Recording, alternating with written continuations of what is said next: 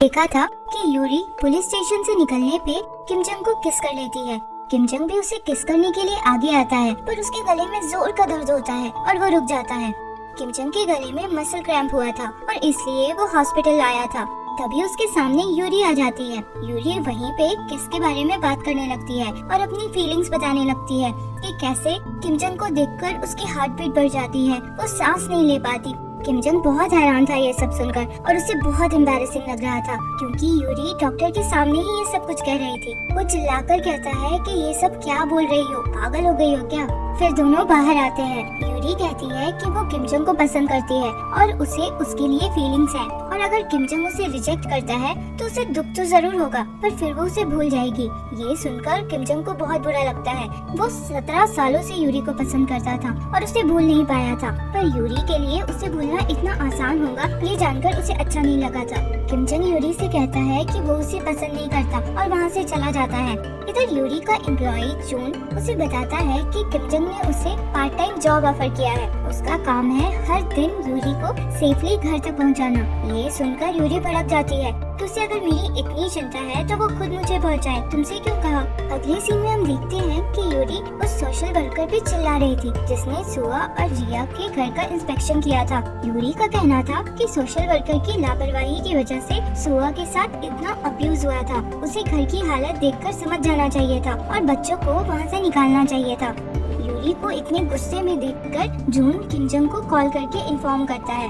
Yuri की बात पे सोशल वर्कर का कहना था कि उस एरिया में वो लोग जितने भी घर विजिट करते हैं सबकी वैसे ही हालत होती है, तो सारे बच्चों को उनकी माँ से अलग तो नहीं कर सकते, और अगर अलग कर भी दिया तो रखेंगे कहाँ।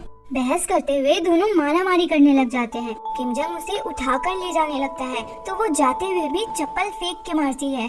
किसी तरह किम जंग उसे बाहर तक लाता है। उस समय वहाँ एक रिपोर्टर भी था जिसने सब कुछ रिकॉर्ड कर लिया था। बाहर वो रिपोर्टर यूरी से इंटरव्यू के लिए पूछता है तो यूरी मना कर देती है और उसे वार्न करती है कि वो उन बच्चों के बारे में आर्टिकल ना लिखे। पर वो रिपोर्टर पूरी स्टोरी टीवी पे बताता है और साथ में यूरी की उस सोशल वर्कर से हुई लड़ाई भी दिखा देता है। यूरी ये देखकर एकदम गुस्से में आ जाती है।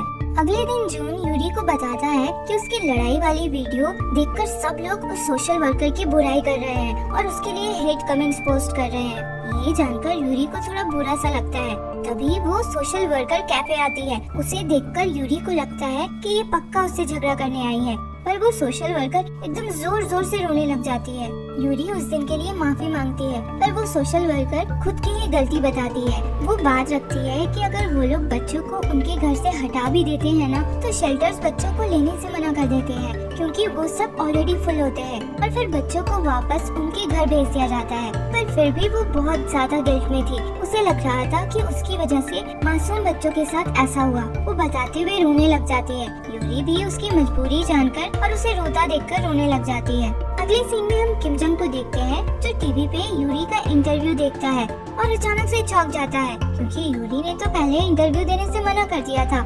इंटरव्यू के दौरान एक दूसरा आदमी कहता है कि सारी गलती उस सोशल वर्कर की है जिससे ये केस मिला था, उसे ज्यादा ध्यान देना चाहिए था। तो यूरी कहती है कि गलती उसकी नहीं थी, वो तो बस अपना काम कर रही थी, गलती सिस्टम की है, इसलिए ज्यादा पैसों की जरूरत है ताकि ज्यादा से ज्यादा शेल्टर्स बनाया जा सके जिससे ज्यादा बच्चों को रहने की जगह मिले।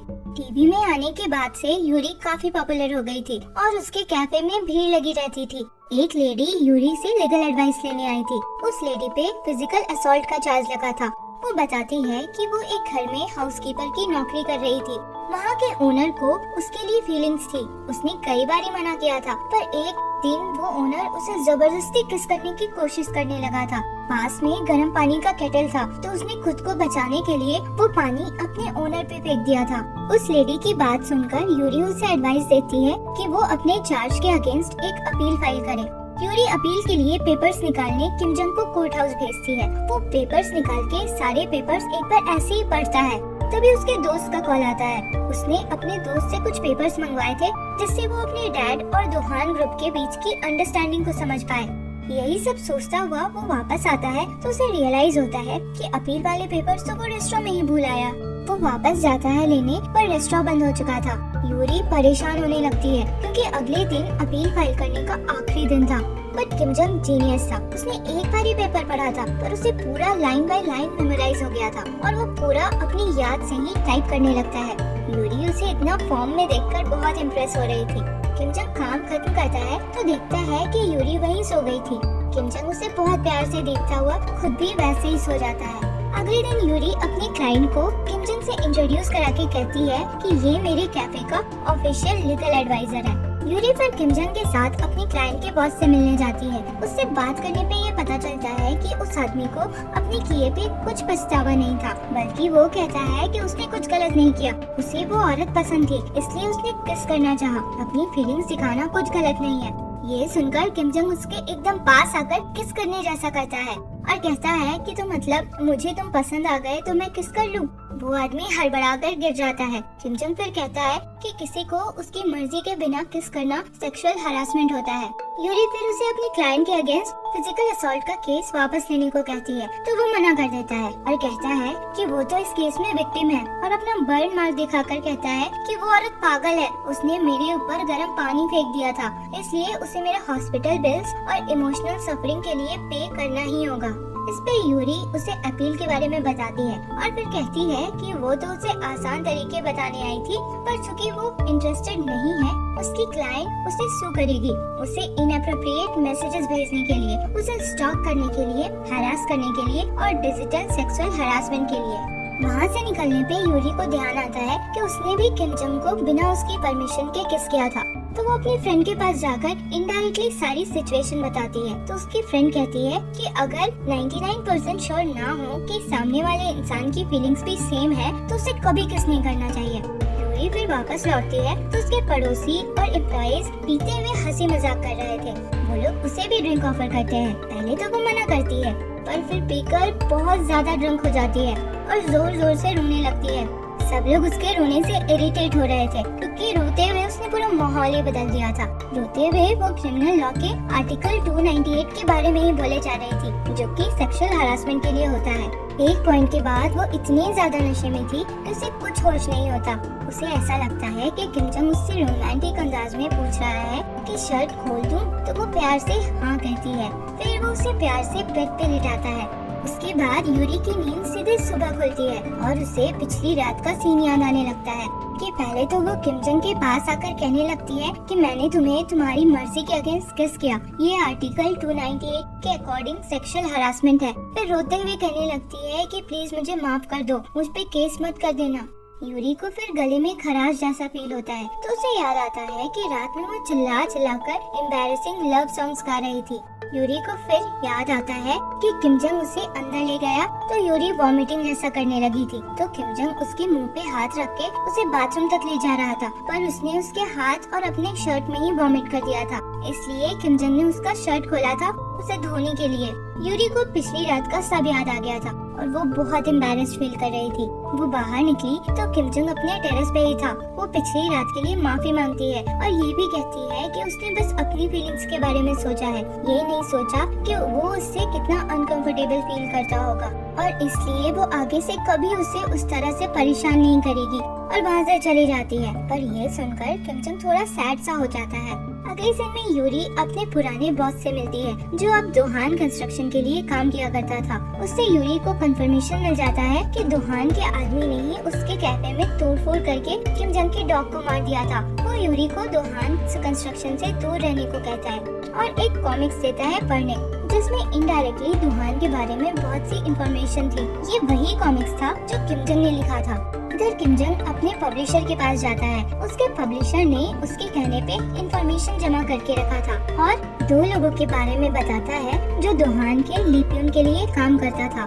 उसमें से एक वही था जिसने कैफे में अटैक करके किम जंग के डॉग को मार दिया था। किम जंग उसी आदमी को ड्रग डीलर बनकर मैसेज करके बुलाता है। वो आदमी आने पे समझ जाता है और वहाँ से भागने की कोशिश करता है तो किम जंग उसे पकड़ के मारता है। दोनों में हाथापाई होती है। किम जंग को भी चोट लगती है। वो आदमी मार खाता हुआ पूछता है किम जंग से कि तुम हो कौन? तो किम जंग उसे पंचेस मारता हुआ कहता है कि मैं उसी डॉग का ओनर हूँ। किम जंग फिर उस आदमी को लेकर ली प्यून के पास जाता है। ली प्यून किम जंग को पहचान लेता है क्योंकि दोनों तो रिलेटिव्स ही थे। किम जंग उसे धमकाते हुए कहता है कि मेरे आसपास जो लोग हैं उनसे दूर रहो। ली प्यून समझ जाता है कि वो यूरी के बारे में बात कर रहा था। वो यूरी के बारे में उल्टी सीधी बातें करता है, जिससे किम जंग एकदम गुस्से में आ जाता है। ली प्यून थोड़ा डर के फिर कहने लगता है कि मैं तो बस यूरी को थोड़ा डराना चाहता था, पर वो ही मेरे रास्ते में बार बार आ जाती थी। किम जंग उस पर बहुत चिल्लाता है और उससे कहता है कि दोबारा यूरी को तंग किया तो तुम्हें बर्बाद कर दूंगा। लास्ट सीन में हम देखते हैं कि यूरी जब लौटती है तो किम जंग बाहर ही बैठा था। उसके चेहरे पे चोट देखकर यूरी एकदम परेशान हो जाती है और उसके फेस पे हाथ रखकर पूछने लगती है कि तुम्हें क्या हो गया।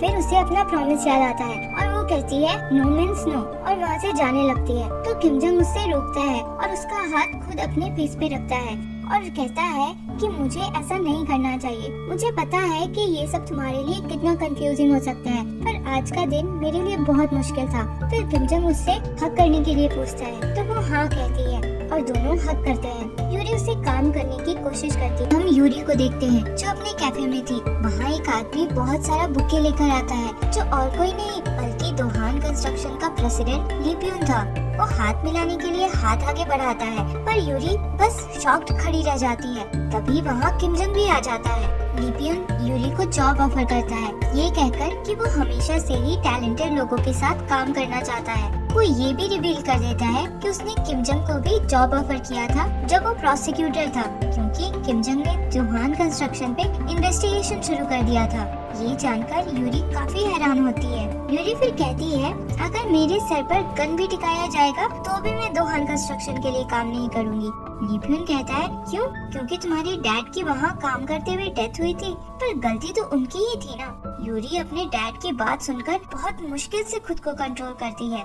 किम जंग ली प्यून को धक्के मारकर बाहर निकालता है और चिल्ला के कहता है कि तुम्हारी हिम्मत कैसे हुई यहाँ आकर यूरी से बात करने की। ली प्यून कहता है मैंने पता किया है, तुम और यूरी हाई स्कूल में साथ में थे, तुम उसे पसंद करते हो, इसलिए तुम दोहान कंस्ट्रक्शन के अगेंस्ट गए थे क्योंकि यूरी के डैड की डेथ हुई थी वहाँ। ली प्यून फिर पास आकर कहता है सोचो अगर यूरी को पता चल गया कि हम दोनों रिलेटेड हैं तो। किम जंग उसे पंच मारता है और कहता है कि याद रखना कि तुमने ये सब स्टार्ट किया था। ये सब की वजह से यूरी को थोड़ा फीवर हो गया था, फिर भी वो रेस्ट नहीं करना चाहती थी। तो किम जंग उसे उसके एम्प्लॉइज की हेल्प से अपने घर लेकर सुलाता है और आराम करने को कहता है और कहता है कि तब तक वो कैफे संभालेगा। यूरी को अपने बैग में वो नॉवेल दिखता है जो उसके पुराने बॉस मिस्टर हुएंग ने दिया था और वो उसे पढ़ने लगती है। अगले सीन में हम देखते हैं कि यूरी का एम्प्लॉई चून किम जंग के रेंडर्स को बता रहा था कि किम जंग बहुत इंटेलिजेंट है और एक प्रोसिक्यूटर हुआ करता था।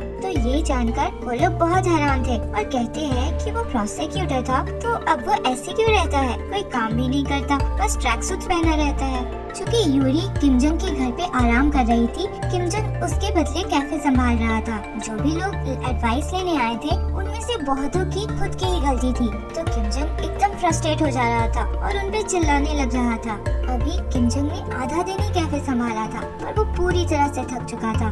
यूरी के एम्प्लॉइज किम जंग से परेशान हो गए थे क्योंकि इतनी देर में ही कैफे के लिए 5 बुरे रिव्यूज आ चुके थे। उसमें से किसी ने लिखा था कि लॉयर हमारी बात सुनने के बजाय हमें डांटता है। किसी ने लिखा था कि ऐसा लग रहा था कि प्रोसिक्यूटर हमारी सजा सुना रहा है। इन सब का किम जंग पे कोई असर नहीं पड़ता, वो यूरी के एम्प्लॉय से ही बहस कर लेता है। तभी वहाँ एक स्कूल यूनिफॉर्म में लड़की आती है। दूसरी तरफ यूरी अभी वो नॉवेल पढ़ रही थी जो उसके पुराने बॉस ने दिया था। उसमें वो कुछ ऐसा पढ़ती है जिससे वो एकदम चौंक जाती है।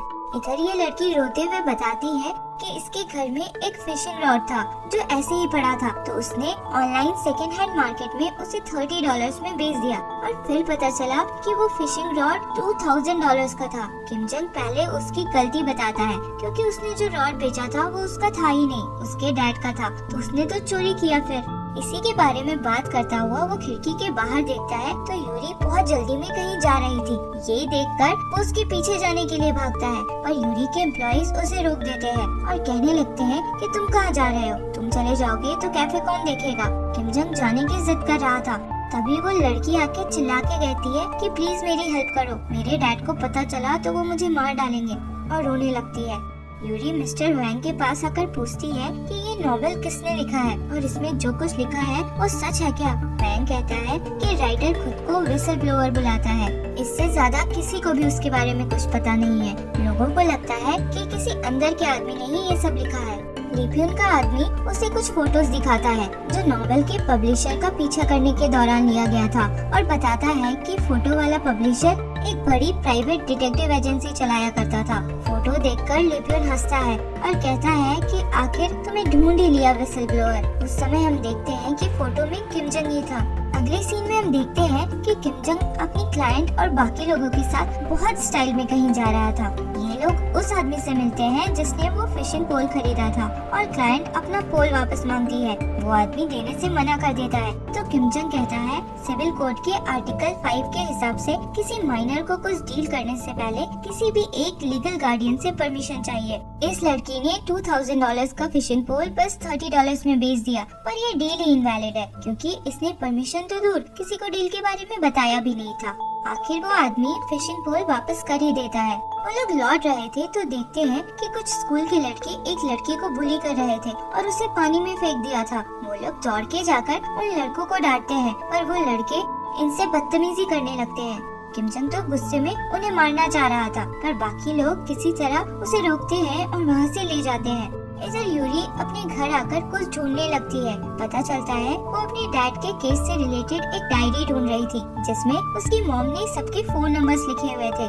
वो एक आदमी से मिलती है जो उसके डैड के साथ काम किया करता था पर एक्सीडेंट वाले दिन वहाँ नहीं था। यूरी याद करती है कि नॉवेल में आग से रिलेटेड बातें लिखी थी और लिखा था कि सब लोग बस इस पे फोकस करते हैं कि आग कैसे लगी, पर सच कुछ और भी हो सकता है। यूरी इस आदमी से पूछती है कि उस दिन लोगों के मरने का रीजन आग के अलावा कुछ और भी था क्या। वो आदमी कहता है जब आग लगी तो लोग भागते हैं पर वहाँ एग्जिट ब्लॉक कर दिया गया था और इसलिए ज्यादा लोग मरे। आग की वजह से तो लोग मरे ही, पर बहुत से लोग इसलिए मरे क्योंकि वो लोग आग से बच के भाग नहीं पाए। यूरी वापस आती है तो उसे किम जंग मिलता है जो उसके लिए बहुत परेशान हो रहा था। यूरी कहती है मेरे डैड की गलती नहीं थी, लोग मरे क्योंकि वो लोग भाग नहीं पाए। ये कहते हुए यूरी बहुत रोने लगती है क्योंकि इतने साल तक उसे कहीं न कहीं ऐसा लगता था कि गलती उसके डैड की थी।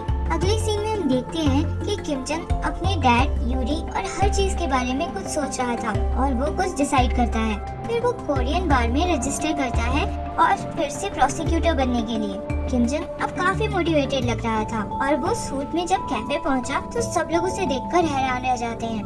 तभी कैफे में वो लड़का आता है जिसे बाकी लड़के बुली कर रहे थे। वो लड़का किम जंग से मिलके पूछता है अगर 14 साल तक मैंने कोई क्राइम किया तो मुझे जुवेनाइल डिटेंशन सेंटर भेजा जाएगा, जेल नहीं, है ना।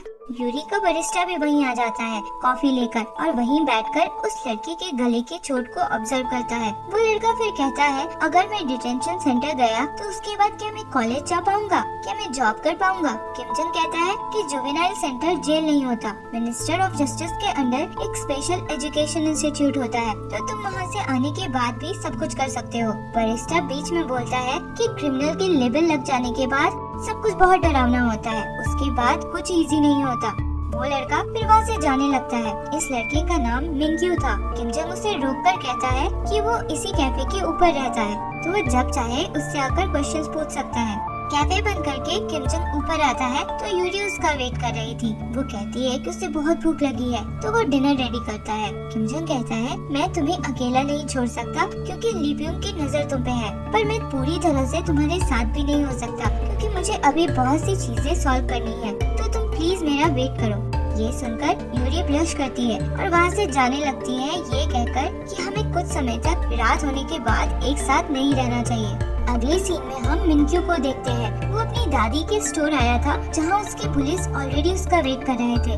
वो लड़के फिर से उसे बहुत तंग करने लगते हैं। मिंक्यू से रहा नहीं जाता और वो एक पंच मारता है। उन लड़कों ने मिंक्यू को पंच मारते हुए वीडियो ले लिया था। उसके बाद वो लोग उसे बहुत बुरी तरह से मारते हैं और फिर कहते हैं कि अगर अपनी दादी के स्टोर का 30% सेल हमें नहीं दिया तो वीडियो सबको दिखा देंगे।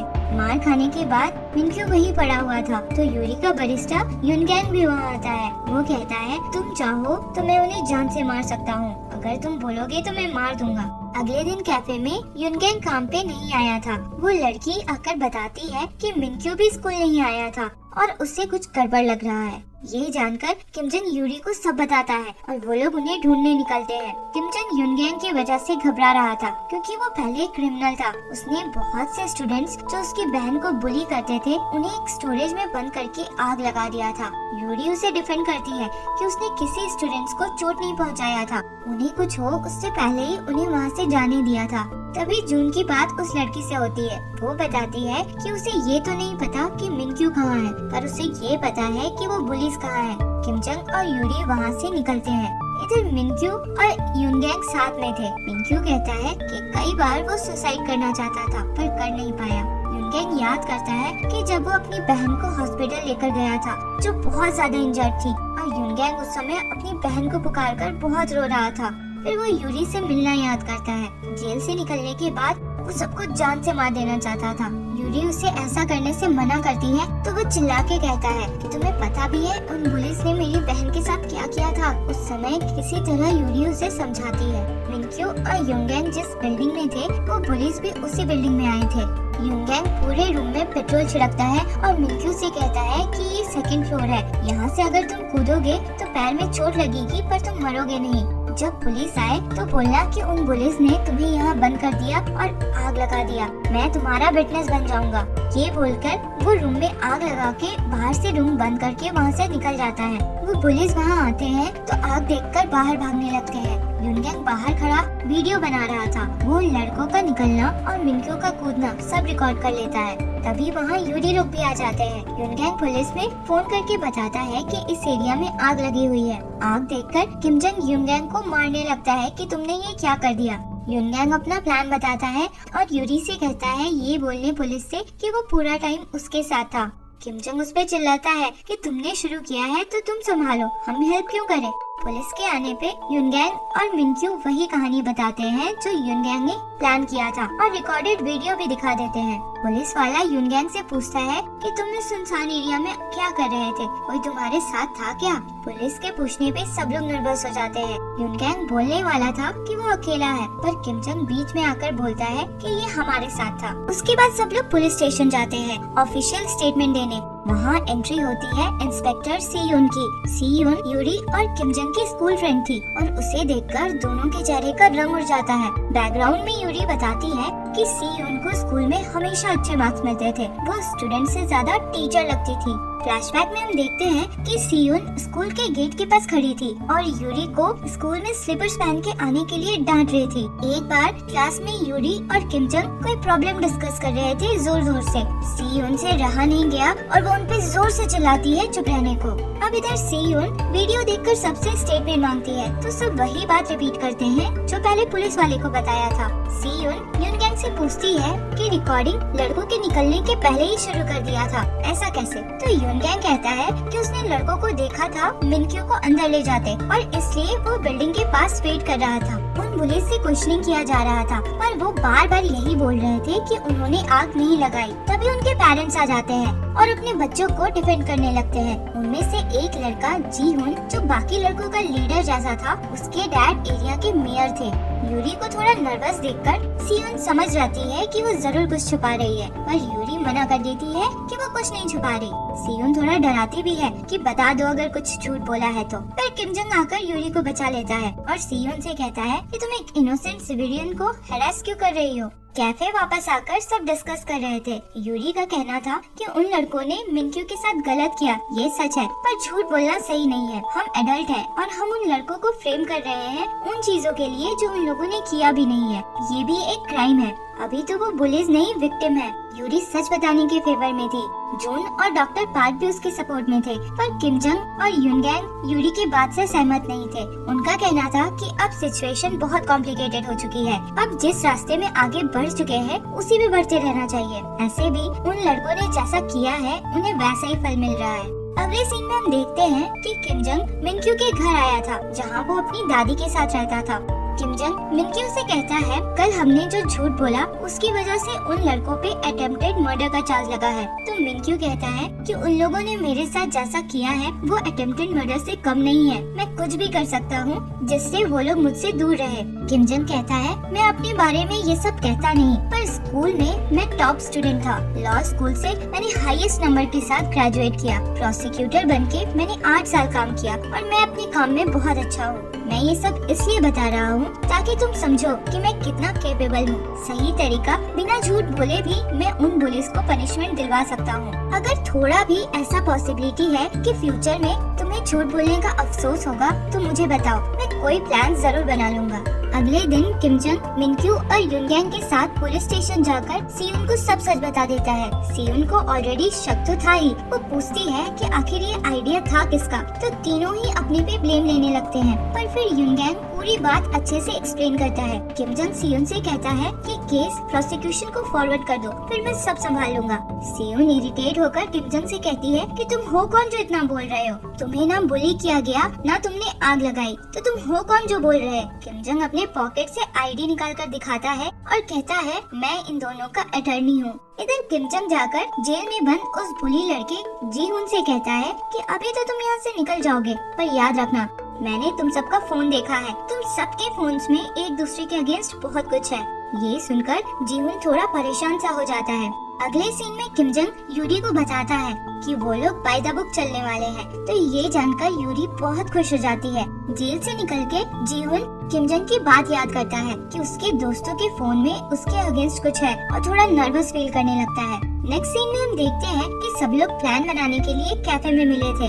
यूरी मिनक्यू से पूछती है कि आखिर वो चाहता क्या है। वो उन पुलिस को पनिशमेंट दिलवाना चाहता है, कंपेंसेशन चाहता है, या फिर उनसे माफी मंगवाना चाहता है। मिनक्यू कहता है कि उसे माफी नहीं चाहिए, वो बस चाहता है कि वो पुलिस उसकी नजर के सामने कभी ना आए। तभी वहाँ जीहुन के डैड जो मेयर है चिल्लाते हुए आते हैं और मिनक्यू पे इल्जाम लगाने लगते हैं अपने बेटे को फ्रेम करने के लिए। वो चिल्ला के कहते हैं कि तुम लोगों की वजह से मेरे बेटे को जेल में रात गुजारनी पड़ी, मैं तुम लोगों को छोड़ूंगा नहीं।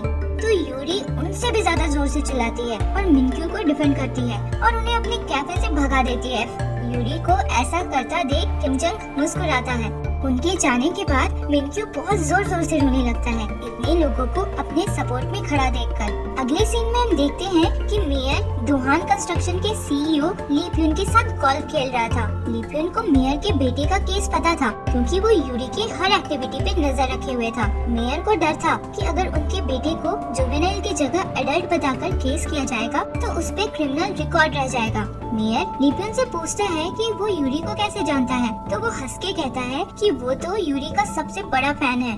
यूरी को लॉ वायोलेट करने के लिए लीगल नोटिस आया था क्योंकि उसके एम्प्लॉय जून ने कैफे में आए कुछ लोगों को लीगल एडवाइस दिया था जबकि वो अटर्नी अभी बना नहीं था। यूरी को जानबूझकर उसी दिन कोर्ट बुलाया गया था जिस दिन मिनक्यू के स्कूल में वायलेंस कंट्रोल कमेटी की मीटिंग थी। तभी उन्हें मिनक्यू का कॉल आता है। मेयर के लोगों ने उसकी दादी के रेस्टोरेंट में तोड़फोड़ मचाया था, ये कहकर कि ये जगह फूड सैनिटेशन एक्ट को वायलेट करता है और माइनर को यहाँ अल्कोहल बेचा जाता है।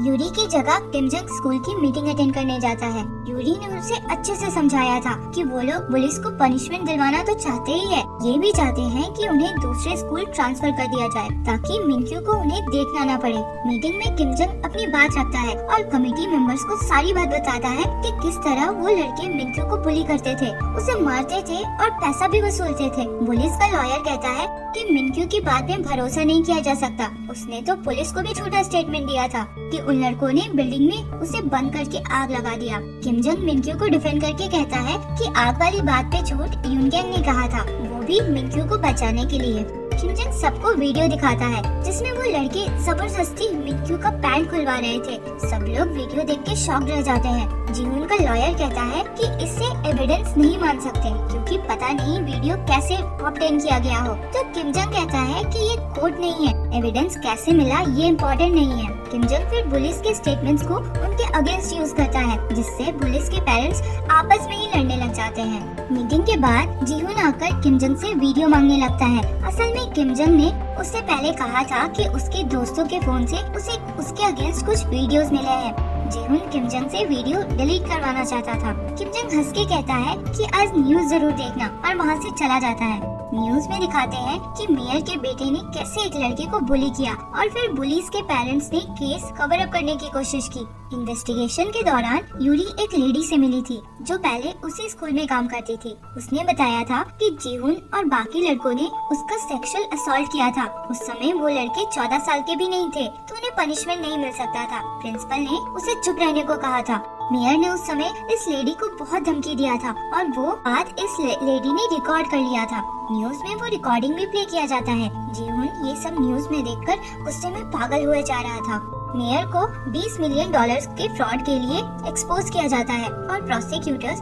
उसके घर पे इन्वेस्टिगेशन कर रहे थे। इन्वेस्टिगेशन के बाद किमजंग जब मेयर के घर से लौट रहा था तो जीहुन गुस्से में उसके पीछे से आकर उसके सिर पर ईंट से मारता है जिससे वो बेहोश हो जाता है। उसके बाद वो अपने दोस्तों की मदद से किमजंग को अपने घर के बेसमेंट में लाकर बांध देता है। जीहुन किमजंग को जान से मारने की बात कह रहा था तो उसके दोस्त डर के वहाँ से भाग जाते हैं। जीहुन अजीब सा साइको जैसा बिहेव करने लगा था। किमजंग के फोन में उसे कोई वीडियो नहीं मिलता। किमजंग कहता है कि उसके पास कोई वीडियो नहीं है, वो तो बस डरा रहा था। तो जीहुन उसकी बात नहीं मानता। वो एक गोल्फ स्टिक निकाल के मारने वाला होता है, ये बोलकर कि मैं माइनर हूँ, कुछ साल में जेल से निकल ही जाऊंगा। दूसरी तरफ यूरी को सियोन का कॉल आता है। जीहुन के दोस्तों ने पुलिस को सब बता दिया था तो यूरी पुलिस के साथ जीहुन के घर आती है। गेट नहीं खुल रहा था तो यूरी अपनी कार से गेट तोड़ देती है। इधर किमजंग जीहुन को समझा रहा था कि उसे छोड़ दे। बोलता हुआ वो अपनी रस्सी भी खोलता जा रहा था। जीहुन किमजंग को मारने वाला ही होता है तो किमजंग हाथ छुड़ाकर उसे रोक लेता है। उसी समय यूरी भी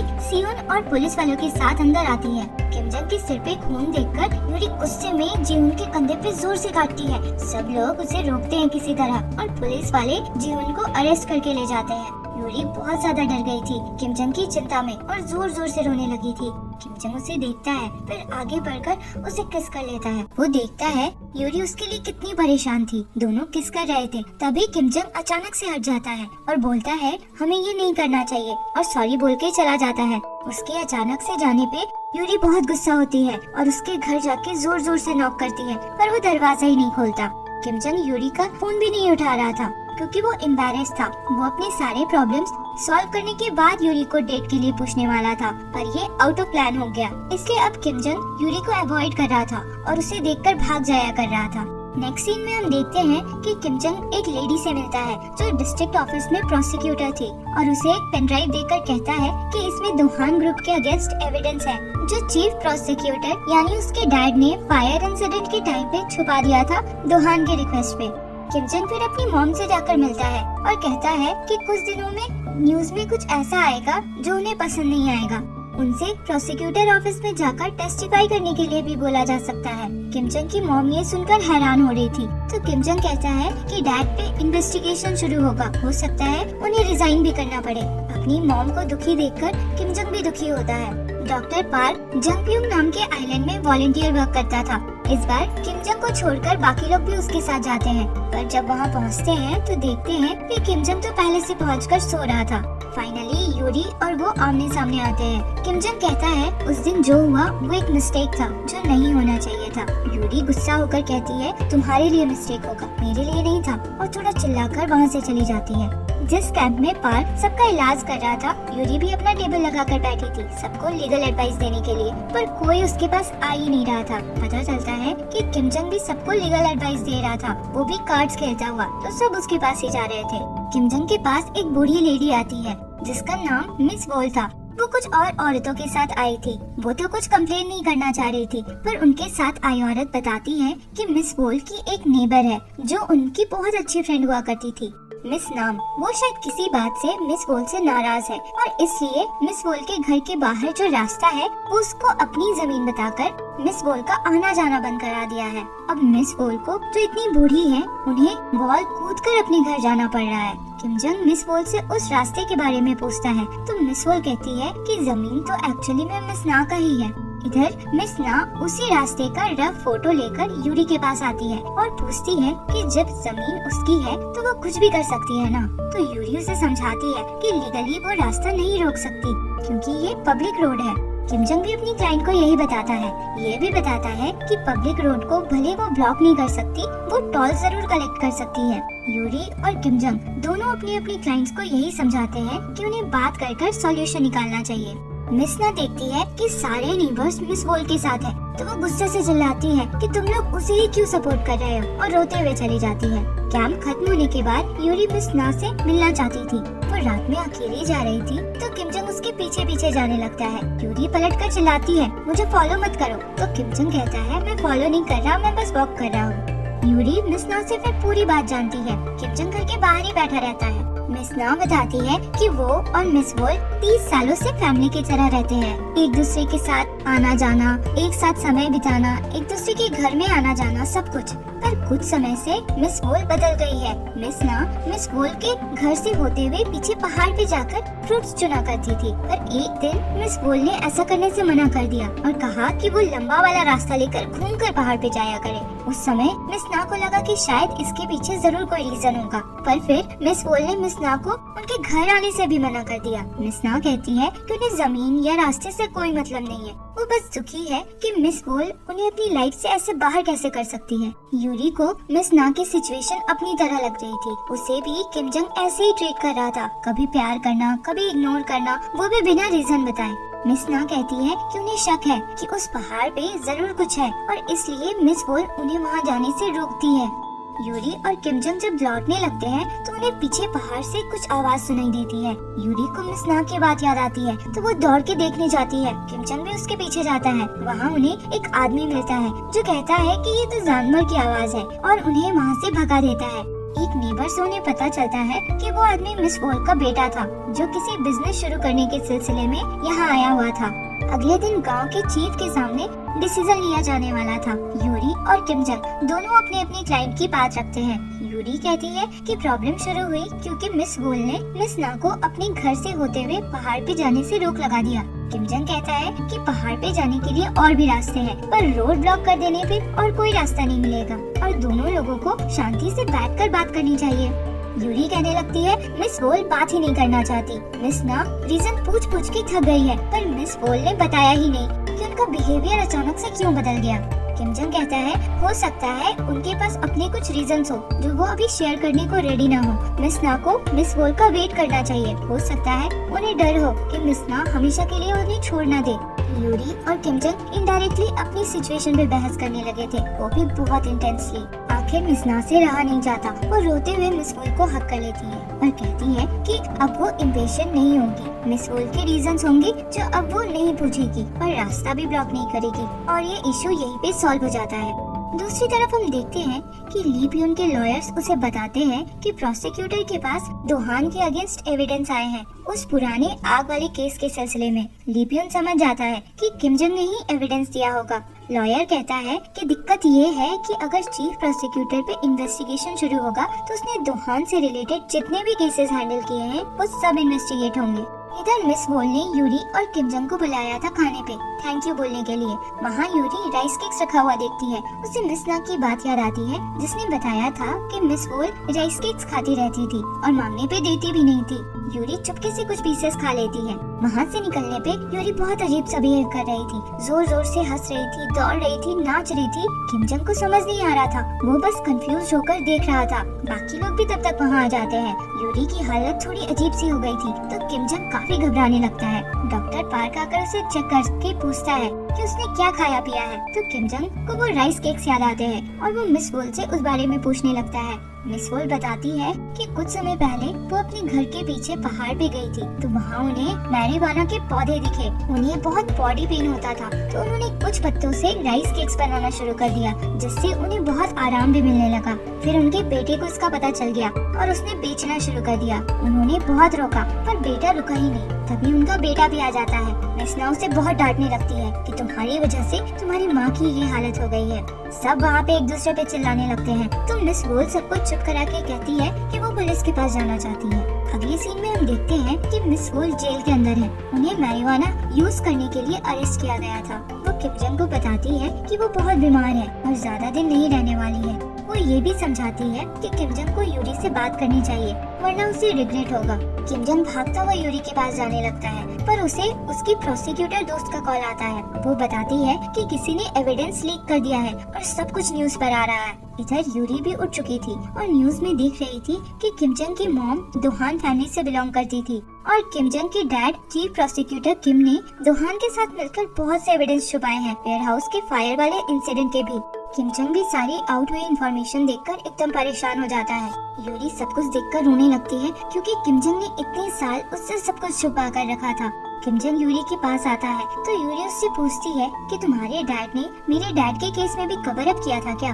तो किम जंग हाँ कहता है और कहता है कि वो बताना चाहता था और उसकी तरफ आता है पर यूरी पीछे हट जाती है और कहती है कि अब उसे उससे नफरत सी होने लगी है। तो किम जंग कहता है कि वो उससे नफरत कर सकती है पर वो उससे छोड़कर ना जाए और ये एपिसोड यहीं पे खत्म होता है।